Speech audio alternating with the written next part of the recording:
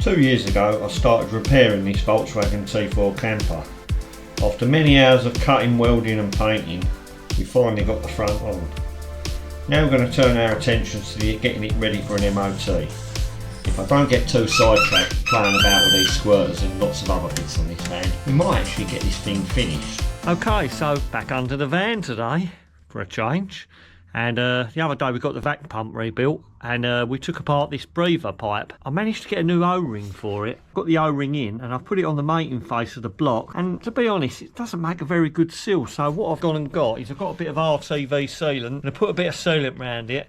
I'm also going to put the oil filter housing back on. I'm going to put a bit of RTV on that as well. Make sure it's a nice good seal. I've got a brand new gasket for it anyway. So I'm going to just get that on there now, and then we're going to be ready to start putting the front back on this van and finally piece it all back together. So the first job, clean the mating faces before I squeeze a load of this RTV sealant on this oil breather housing.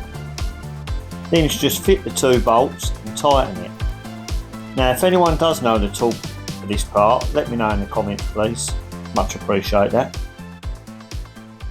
So a little bit of a clean up. No gasket. Same procedure on this part. Whack a load of RTV on it, then fit it in place, refitting the 3 bolts and tightening to 25 Newton meters. The bottom bolt required a 1/4 inch drive torque wrench to tighten it as access was tough. Then it would just fit the 2 oil pipes on the top and the 2 water pipes, 1 electrical connector. I fitted new Jubilee clips to the water pipes as the old ones were leaking. Next I filled the oil filter with oil before refitting it and tightening it by hand. Nice little clean up job done on that. New Jubilee clips, and let's got that put back on. So here we go again, fitting this front back together again. I'm actually getting quicker at this now. I've done it so many times, and this probably won't be the last. Just a case of getting it in the right place, connecting the intercooler pipes, radiator pipes and a couple of electrical connectors, and it's done. Then we can fill it with coolant, and that's that bit done. Then it's in with a battery ready for the start-up. Battery's in.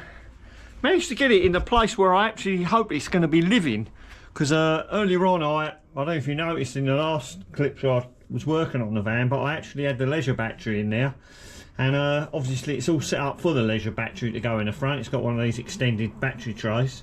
Thought I was going to modify it, but don't think there's any need to do that now. I've had the big I think it's 120 amp hour leisure battery in the front there, so hopefully that's the sort of size maybe we're going to put in this van, give it all the power it's going to need, I think. Anyway, next thing, let's give this thing a start up and see if we can get it running again and get it up to temperature.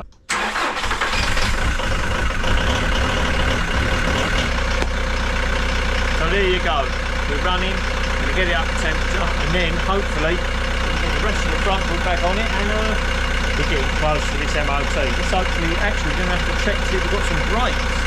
So now we know it runs, we can refit the slam panel with its 4 bolts.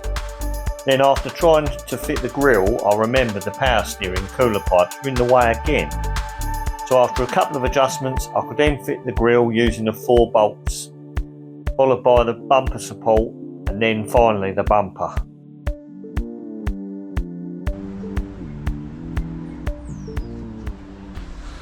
Well, that's got the front put back on yet again. Not sure that's going to be the last time either, but for now it is going to be. So just going to get this run up to temperature, and we're going to see what the brakes are doing after that. So after running the van up to temperature, I decided to try the vacuum bleeder, and all I can say is what a waste of time that was.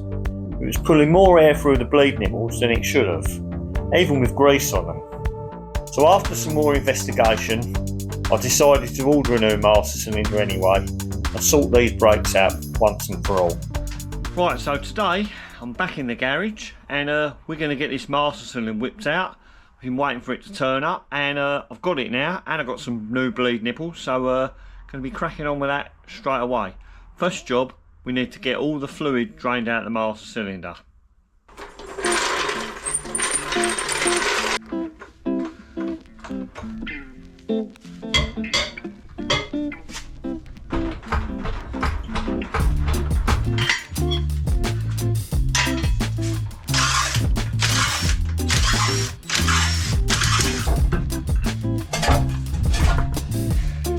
So this is my setup for draining the brake fluid.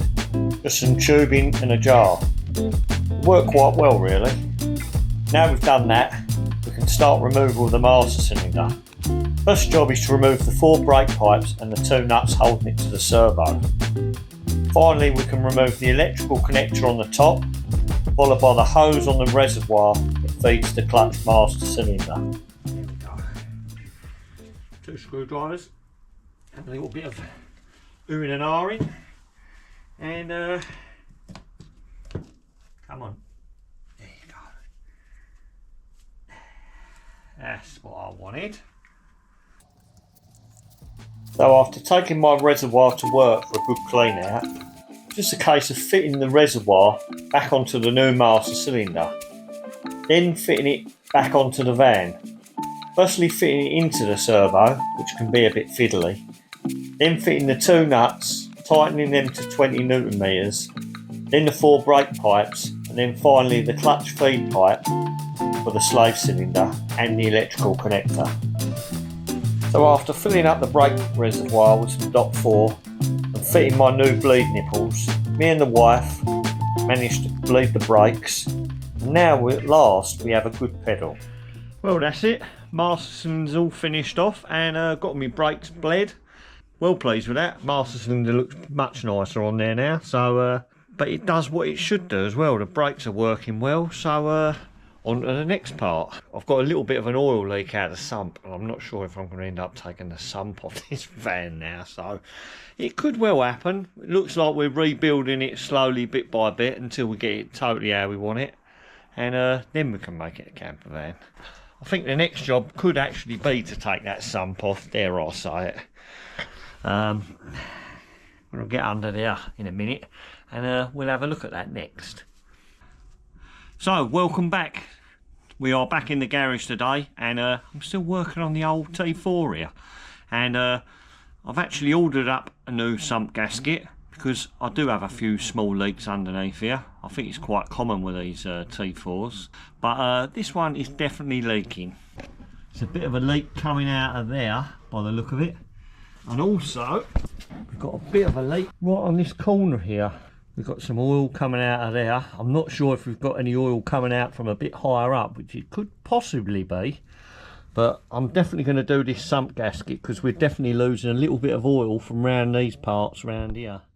I do believe we've got a bit of a job on our hands because I think we need to remove the power steering pump and a few other bits. So in true style, I've already changed the oil, so I'm going to have to dump all that pack out. I'm going to put it in my tray and hopefully I'm going to reuse that because it's literally been in there for like a couple of startups of this van. So I will drain all that out and then strain it and then throw it back in afterwards. Should be good to go. So I think the first job we're going to have to do is get the oil out of this van, and then hopefully we're going to be able to get this sump off.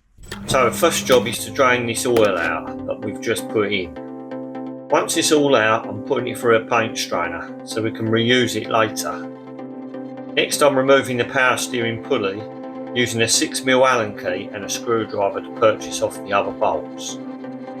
Remove the pulley belt, then remove the bolts and take note of where the shims go. Mine had 1 at the front and 3 behind. Then it was onto the power steering pump and bracket. This is where 1 of the bolts would not come out. I've had a fun hour or so. I've been trying to get this bolt out, which is very, very close to the drive shaft. In the manual it does say to take the drive shaft out, but I've managed to remove every bolt in it. I managed to manoeuvre this bracket out the way so I can access my sump. But what I'm hoping I'm going to be able to do is wiggle that a few times and it might loosen the bolt up there. And I'm going to cut down an Allen key tonight at work, and I'm going to try and get that bolt out. And if I can get that bolt out, all well and good. It doesn't matter, doesn't need to be removed now because I've got access to my sump bolts. What I'm going to do now is I'm going to have a go at getting this baffle plate off the other side so the sump's ready to come off. I'm not going to take it off today because for the next 2 days it's windy, and I I've not been out winging for absolutely ages and I'm gagging to get out. So tomorrow and Friday is a beach day. So we'll reconvene on Saturday where we can continue removing this sump. Yes! Well, didn't have to take that bolt out, but in the end I just had to get it out. But as you can see, it's ended up a bit chewed up. So what I'm going to do is I'm going to change it for a hex head, because if anyone ever needs to take it out again, hex head will just be so much easier. So now we have full access to the sump bolts. We can go ahead and remove all 20 of them using the impact gun first and then the T-key with a T30 bit in. There are two that are very close to the flywheel and very awkward. I used a magnet when they were loose so I didn't lose them inside the gearbox. Right, let's do it.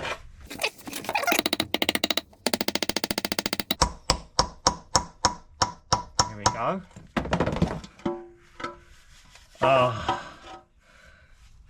Yes, you can really see that there, where the oil's been getting through there, and also the oil's been getting through there as well.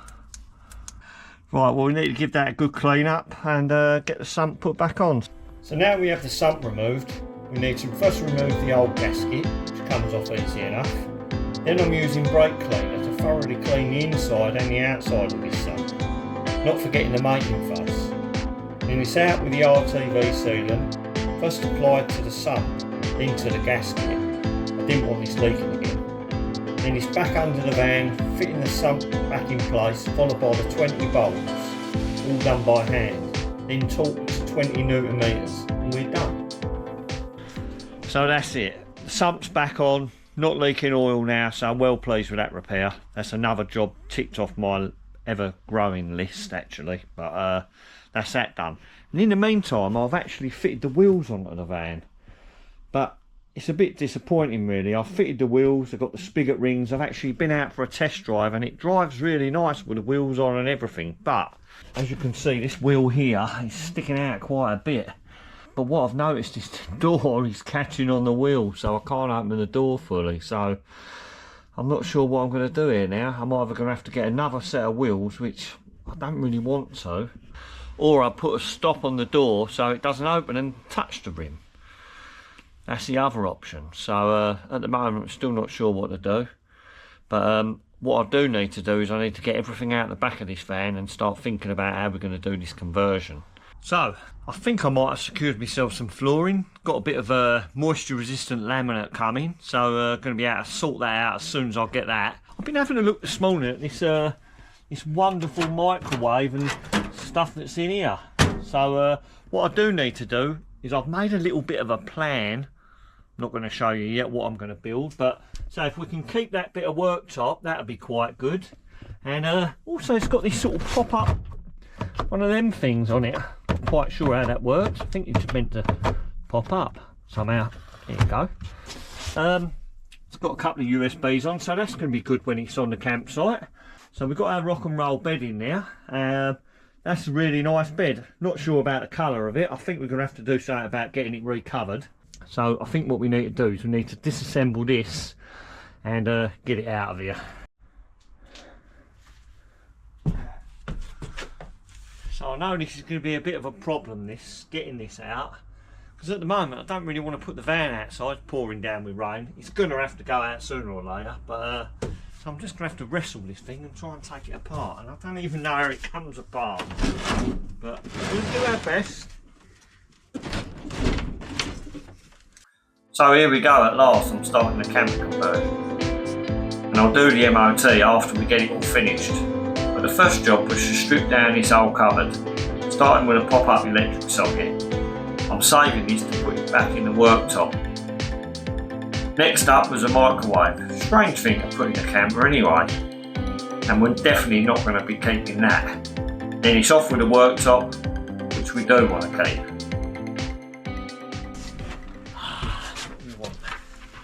The only bit we want.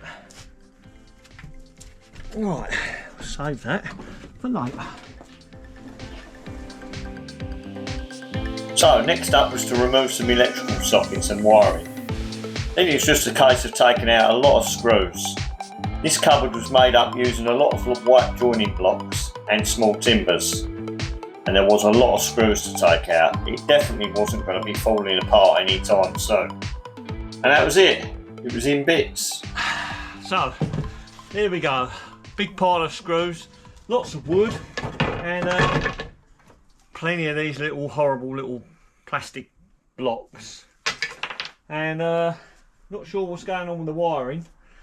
Had a few double sockets in here, and a weird way of wiring up the lights for the light switch, standard light switch there.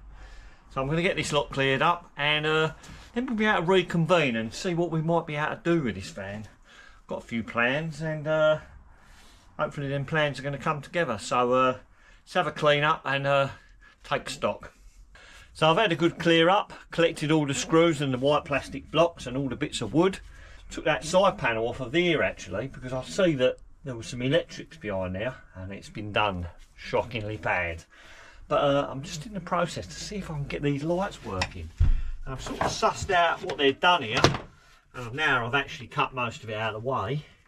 And just going to have a go and see if we can actually get these lights working. Thought I'd just quickly throw it onto a battery and see how we go. That should be live, that should be neutral, and fingers crossed. I don't know if they're going to work or not. Yes! Oh, that's a result. I'm pleased about that. So,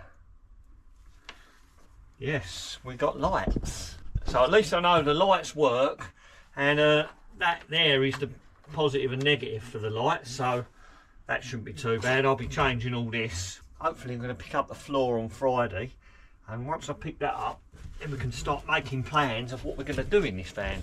So at the moment, I've got the bed pushed right to the back of the van. It's actually quite a lot of space in here. I'm not sure if I'm just going to build one long cabinet all the way through, or if I'm going to go half cabinet and then put the tall cabinet in. I'm not quite sure at the moment. I'm leaning towards building a tall cabinet here, put a couple of doors on there maybe.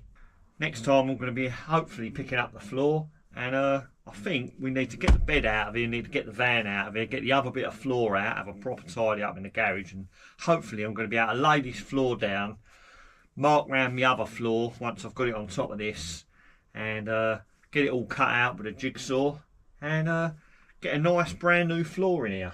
And I think that's really going to make this van look a lot better inside here. So yeah, really pleased to be working on the inside of this van at last. So if you did enjoy the video, don't forget, give it the thumbs up, and if you're new here, don't forget, whack that subscribe button, and see you guys on the next video. Thanks for watching.